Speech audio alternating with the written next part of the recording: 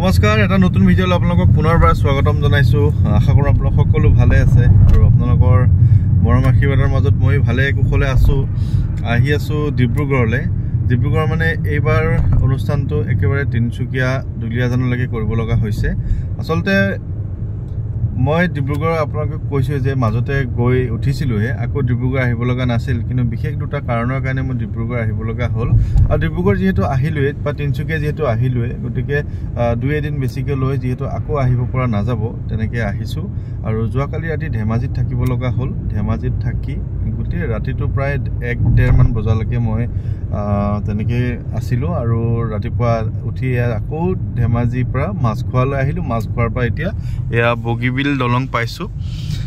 এয়া মানে যোৱাবাৰ যেতিয়া বগীবিল দলং পাইছিলোঁ তেতিয়া মই মানে দেখা নাছিলোঁ, কাৰণ ৰাতি পাৰ হৈ গৈছিলোঁ। আৰু এতিয়া বগীবিল দলংখন দেখিছোঁ, সঁচাকৈ দিনত খুব ভাল লাগে ন।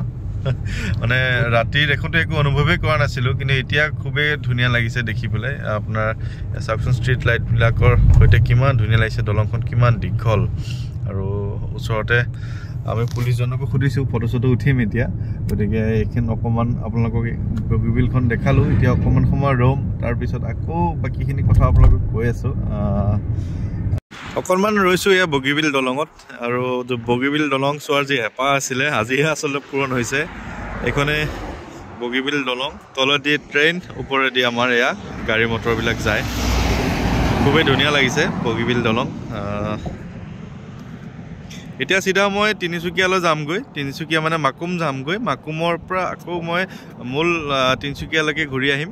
তিনিচুকীয়ালৈকে ঘূৰি আহি হেৰি কৰিম আৰু তাৰপিছত আকৌ কাইলৈ মই দুলীয়াজানলৈ যাম। দুলীয়াজানৰ পৰা ডিব্ৰুগড়, আৰু ডিব্ৰুগড়ত যদি পাৰোঁ কাইলৈ মানে কাইলৈতো থাকিবই লাগিব।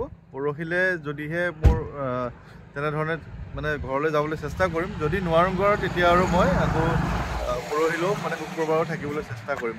বাকীখিনি মই গোটেই কথাখিনি আপোনালোকক জনাম। গাটো অলপ চৰ্দি, গোটেই ৰাতি খোৱা নাই কাৰণে চকু একেবাৰে ৰঙা হৈ আছে। গতিকে এনেকুৱা ওলাই আহিলে তেনেকৈ ধৰণৰ খোৱাবিলাক খেলি মেলি হৈ যায়, মানে খোৱা বোৱাটো অকণমান খেলি মেলি হৈ যায়, আকৌ টোপনিটোও নহয়। গতিকে তথাপিও কিবা এটা কৰি আছোঁ আপোনালোকৰ কাৰণে, আপোনালোকৰ ভাল হওক বুলিয়ে কিবা এটা নিজে জনা কথা আপোনালোকক শিকাবলৈ চেষ্টা কৰি আছোঁ। আৰু এনেকুৱা লোকক লগ পাইছোঁ যে আপোনালোকক মই কেনেধৰণে ক'ম, মই অকণ পিছত আকৌ গাড়ীত বহি পেলাই ক'ম কথাখিনি। এতিয়া বতাহ মাৰি আছে, চাউণ্ডটো বেয়া হ'বও পাৰে।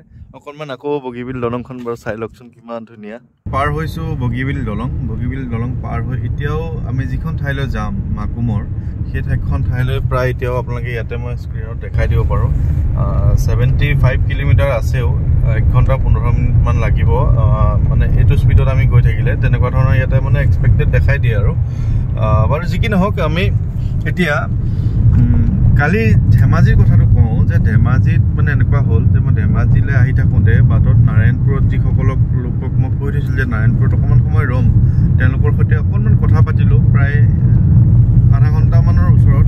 ঠিক তেনেকৈ লখিমপুৰতো 2-এজনৰ সৈতে কথা পাতিলোঁ। কিন্তু এনেকুৱা হ'ল যে মই নাৰায়ণপুৰতো মানুহ এজন এৰি থৈ আহিলোঁ কথা পাতিবলৈ, লখিমপুৰতো এৰি থৈ আহিলোঁ। এতিয়া এনেকুৱা হ'ল যে নাৰায়ণপুৰত যিজন মানুহ এৰিলোঁ, তেওঁৱে গোটেইখন মানে কোনখন ঠাইত মানে ৰখিব লাগিব তেওঁ মোক যোগাযোগ কৰি দিছে, এৰেঞ্জমেণ্টটো কৰি দিছিল যে আপুনি এইখিনি ঠাইত ৰখিব, আমি তাতে আছোঁ।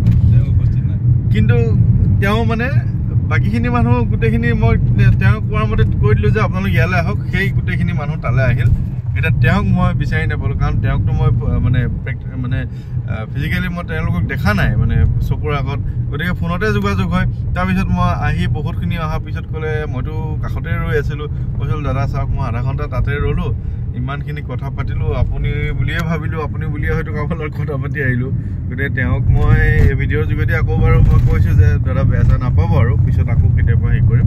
ঠিক তেনেকৈ লখিমপুৰতো তেনেকৈ এতিয়া মই নতুন মানুহ, মই এতিয়া তিনিচুকীয়াতো নতুন, লখিমপুৰতো নতুন, ডিব্ৰুগড়তো নতুন মানুহ। এতিয়া মোক যদি ঠাইৰ নাম কয় আপুনি এইটো চকত ৰখক, মই উলিয়াবতো নোৱাৰোঁ। মেপে য'লৈ লৈ যায় তলৈকে যাওঁ আৰু। গতিকে তেনেধৰণে হৈ আছে। গতিকে বেয়া নাপাব, মোৰ অৱস্থা পৰিস্থিতিটো অকণমান বুজক। আৰু এতিয়া যিহেতু মই ধেমাজি তিনিচুকীয়া আহিম বুলি 3-4 দিন আগৰ পৰা যোগাযোগ মানে আপোনালোকৰ সৈতে কৰি আছোঁ, বা আপোনালোকে মোৰ লগত যোগাযোগ কৰি আছে। যিসকল লোকে এমাহমান আগৰ পৰাই বা যোৱা ডিব্ৰুগড় ভ্ৰমণৰ সময়তে মোক যোগাযোগ কৰি থৈছিলে, তেওঁলোকৰ মই নামসমূহ বা তেনেকৈ লিখি আনিছোঁ, যে তেওঁলোকৰ ঠাইখনো যোগাযোগ কৰি মই লিখি আনিছোঁ।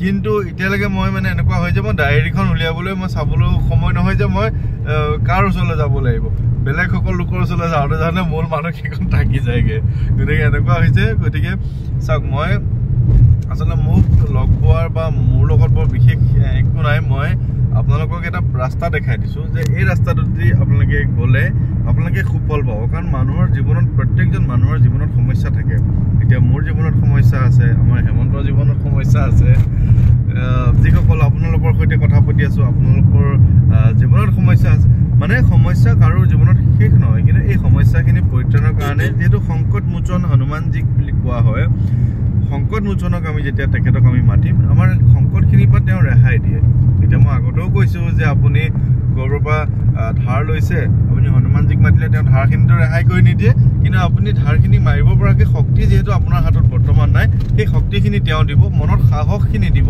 যাৰ দ্বাৰা আপুনি সেই ধাৰখিনি মাৰিব পৰাকৈ আপোনাৰ উপাৰ্জন হ'ব তেনেকৈ আজি মই সেইদিনা যোৱা ৰাতি ধেমাজিত কি ঠাই আছিলে সেইখন ঠাইত মানে যিজন লোকে মোক লগ কৰিলে তেওঁ মানে নিমন্ত্ৰণ দিলে মোক বাটতে লগ কৰি তেওঁ মানে কৈছে যে মোৰ এনেকুৱা এটা বেংকৰ কিবা এটা ছেটেলমেণ্ট হৈ গৈছে তেওঁ বৰ চিন্তাত পৰি আছিলে তেওঁৰ ছেটেলমেণ্ট হৈছে তেওঁ নিজে সংকল্প লৈছে তেওঁ নিজে হনুমানজীক মাতিছে তেওঁ নিজে চালিচা পঢ়িছে গতিকে আপোনালোকে যেতিয়া নিজে কিছুমান কৰি থাকে তেতিয়া সুফলবিলাক পোৱা যায় আৰু তেনেকৈ মই আপোনালোকক সেই ৰাস্তাটো দেখাই দিছোঁ আপোনালোকে এইফালে যাওক এইফালে গ'লে আপোনালোকৰ ভাল হ'ব তথাপিও মানে মই ইয়ালৈ আহোঁ দূৰ দূৰণি যাত্ৰা কৰি আছোঁ হনুমান চালিচা পঢ়িবৰ কাৰণে আচলতে নহয় হনুমান চালিচাখন পঢ়াৰ কাৰণে মই ইমান দূৰ ঘূৰি মানে নাহোঁ মানে ইয়াৰ কথাটো হৈছে যে বজৰংগ বাণখন হৈছে এনেকুৱা এবিধ শক্তি যি শক্তিয়ে আপুনি আপোনাৰ জীৱনত হৈ থকা যিকোনো ডাঙৰ ডাঙৰ জটিল বাধা সেইখিনি তেওঁ ইনষ্টেণ্ট মানে লগে লগে সেইখিনি বাধা তেওঁ আঁতৰাই দিব পৰা শক্তিখিনি সেই বজৰং বাণখনত আছে গতিকে চালিচাখন আপোনালোকে সদায় নিজেই পঢ়িব পাৰে কিন্তু বজৰং বাণখন লৈ মানুহৰ কিছুমান বিভ্ৰান্তি হৈ আছে যে নিজে পঢ়িব নোৱাৰে সেইকাৰণে তেওঁলোকে ভয়তে মোক মাতি দিয়ে কিন্তু মই আপোনালোকক কওঁ যে বজৰং বাণখনো আপোনালোকে নিজে পঢ়িব লাগে কিন্তু বজৰং বাণখন কথা এনেকুৱা যে যিহেতু এখন বাণ মৰা হয় সেইখন বাণ আপোনাৰ ঘৰত পঢ়া হয় যিখন বাণ পঢ়িলে আপোনাৰ অপায় মংগলখিনি দূৰ হ'ব লাগে গতিকে বাণখন আমি শুদ্ধকৈ পঢ়িব লাগে কথাটো সিমানখিনি আপুনি দুদিনমান আগতে যদি প্ৰেক্টিচ কৰি থাকে মানে ধুনীয়াকৈ চাকি জ্বলাই পঢ়াৰ আগত যেতিয়া আপুনি ভাবিব যে মই পাৰিছোঁ আৰু মই পাৰিম বাণখন পঢ়িব তেতিয়া আপুনি বাণখন পঢ়িব পাৰে কিন্তু যিহেতু সকলোৱে অকণমান এই ক্ষেত্ৰত ভয় কৰে বাণ পঢ়িবলৈ তেনেকৈ মাতে আৰু তেনেকৈ নিমন্ত্ৰণ ৰক্ষা কৰি মই আহোঁ কিন্তু এনেকুৱা হয় যে যিজন লোকে নিমন্ত্ৰণ কৰিছে তেওঁ ঘৰ হয়তো মই পাওঁতে মই সময় দিছোঁ 11টা বজাত মই আহি পাওঁগৈ 2টা বজাত বা 3টা বজাত কাৰণ বাটত আৰু দুই এজনে মোক লগ পাই টানি লৈ যায় ফোনতে যোগাযোগ হৈ যায় মই কথাবিলাক পাহৰি যাওঁ তেনেকুৱা হৈ থাকে গতিকে তেনেকুৱাই হৈ আছে আৰু কালি ৰাতিৰ যিটো ঘটনা মই কাষৰ স্ক্ৰীণত মই ভিডিঅ'টো মই দিবলৈ চেষ্টা কৰিম হেমন্তই মই যেতিয়া বজৰং বাণখন এখন ঘৰত পঢ়ি আছিলোঁ হেমন্তই ৰেকৰ্ডিং কৰি থৈছিলে বিৰাট ভয়ংকৰ এক পৰিস্থিতি মানে তেওঁ মোক প্ৰায় 1 মাহ 1.5 মাহ আগৰ পৰা যোগাযোগ কৰি আছে যে তেওঁ হনুমান চালিচাখন তেওঁ কিবা এটা শক্তিয়ে তেওঁক পঢ়িব নিদিয়ে তেওঁ কোৱা মতে যে মোক হনুমান চালিচাখন পঢ়িবলৈ বা ভগৱানৰ নাম ল'বলৈ মোক নিদিয়ে কিবা এটা শক্তিয়ে ঘৰখনত এনেকুৱা এবিধ শক্তি আছে যি শক্তিয়ে গোটেই ঘৰখন খেলি মেলি কৰি থাকে গোটেই ঘৰখনত মানে হয় টিঙত কিবা শব্দ কৰে তেওঁলোকে ৰাতি বাহিৰলৈ উঠি যাবলৈও মানে তেওঁলোকৰ সেইখিনি সাহস নাই এনেকুৱা ঘৰখনত বিকট শব্দ একো কৰিব নোৱাৰে তেওঁ মানে এনেকুৱা এক পৰিস্থিতি তেওঁ মানে ভগৱানৰ নামো ল'ব নোৱাৰে একোৱে কৰিব নোৱাৰে তেওঁ মোক যোগাযোগ কৰি আছিলে মোৰ আচলতে ভয়ো লাগিছিলে কালি ৰাতি তেওঁ ৰাতি 12টা বজাত মোক যিখন ধেমাজিত আছিলোঁ মই শিখা হোটেলত আছিলোঁ শিখা হোটেলৰ পৰা তেওঁ ৰাতি 12টা বজাত মোক লৈ গৈছে মই তেখেতৰ ঘৰত বজৰং বাণখন পঢ়িছোঁ আৰু তেওঁৰ যিটো অৱস্থা বাণখন পঢ়ি থকা অৱস্থাত মোৰ নিজৰো ভয় লাগিছে কিন্তু মই জানো যে সেই বেয়া শক্তিখিনি আঁতৰি যাব আৰু মোৰ তেনেকৈ ভগৱানক কৈ আহিছোঁ যে আজিৰ পৰা যাতে সেইখন ঘৰত আৰু কোনো বেয়া শক্তি নাথাকে ৰাতিপুৱা তেওঁ মোক ফোন কৰিছে যে কৈছে মই 2 মাহৰ পিছত মই আজি ভালকৈ শুলোঁ যোৱা ৰাতি আৰু মোৰ কোনো ধৰণৰ অপকাৰ হোৱা নাই ৰাতিপুৱা খোৱা পোৱা উঠি মই ধুনীয়াকৈ হনুমান চালিচা পঢ়িছোঁ কোনো অপকাৰ হোৱা নাই ঘৰখন এতিয়া শান্তিৰ বিৰাজ কৰিছে তেওঁলোকে কোৱা কথা গতিকে এইখিনি হৈছে হনুমানজীৰ শক্তি এতিয়া যোৱাকালি যেতিয়া মই আহিছোঁ গোগামুখত যিভাগ ডাঙৰ সংকট মোচন হনুমান মন্দিৰ আছে হনুমান মন্দিৰ ভাগত মোক যি ধৰণে তেওঁলোকে সন্মান কৰিছে মই সঁচাকৈ আপ্লুত হৈছোঁ তেওঁলোকক ধন্যবাদ জনাইছোঁ তেওঁলোকেও কৈছে যে আপুনি যে এই ক্ষেত্ৰত আগবাঢ়ি আগবাঢ়ি আহিছে কাৰণ তেওঁলোকেও নিজেও আচলতে বান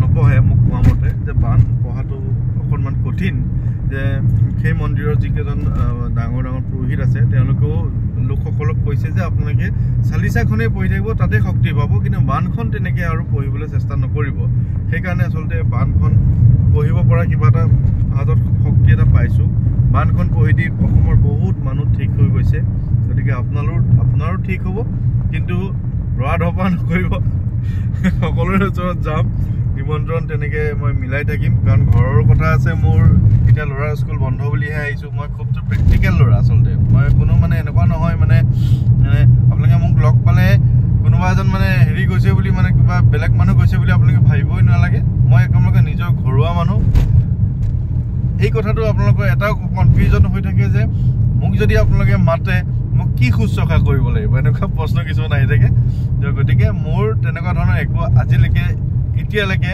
মোৰ তেনেকুৱা কোনো ধৰণৰ কথা মই ভবা নাই আপোনালোকে উদ্ধাৰ কৰাৰ কথাটো চেষ্টা কৰি আছোঁ কিন্তু এটা কথা তেজপুৰৰ পৰা যিহেতু মই ডিব্ৰুগড় তিনিচুকীয়ালৈকে আহিছোঁ যথেষ্ট মোৰ খৰচ হয় সেই খৰচখিনি তেওঁলোকে নিজে বুজি পায় যিখিনি তেওঁলোকে নিজে ভাবে সেইখিনিহে কৰিব মোৰ ফালৰ পৰা মই কোনো মানুহক আজিলৈকে কেতিয়াও দৰকাৰ হ'লে মই মানে নিজে তেল পৰি গুচি যাম কিন্তু কোনো মানুহক কেতিয়াও এই বিষয়ে মই কৈ পোৱা নাই গতিকে সেই ক্ষেত্ৰত কাৰোবাৰ যদি কনফিউজ আছে সেই কনফিউজটো ভাঙি দিছোঁ যে একেটক আহিলে কি অমুক কৰিব লাগিব তমুক কৰিব লাগিব তেনেকুৱা কথা নাই গতিকে সকলোৰে কুশল মংগল কামনা কৰিছোঁ অকণমান কথাখিনি আপোনালোকক ক'বলৈ চেষ্টা কৰিলোঁ আৰু আজি পাৰোঁ যদি এই ভিডিঅ'টো দিম আৰু আজি বুধবাৰ যদি নোৱাৰোঁ আৰু পিছত থাকিব আৰু কাৰণ সুবিধা নিমিলে একদম টোপনিও আহি আছে মানুহসকলক লগো কৰিব লাগিব যিসকলে অপেক্ষা কৰি আছে ইতিমধ্যে গতিকে আজিলৈ এৰিছোঁ এয়া আমি এতিয়া ডিব্ৰুগড় সোমাইছোঁ ডিব্ৰুগড়ত আছোঁ এতিয়া আমি তিনিচুকীয়ালৈ বুলি যাম আৰু গতিকে ইমানতে এৰিছোঁ আৰু ৰাস্তাটো খুব ধুনীয়া ন পৰিৱেশ একদম মজা লাগিছে বহুত ধুনীয়া লাগিছে পৰিৱেশটোকে অকণমান চাওকচোন আপোনালোকে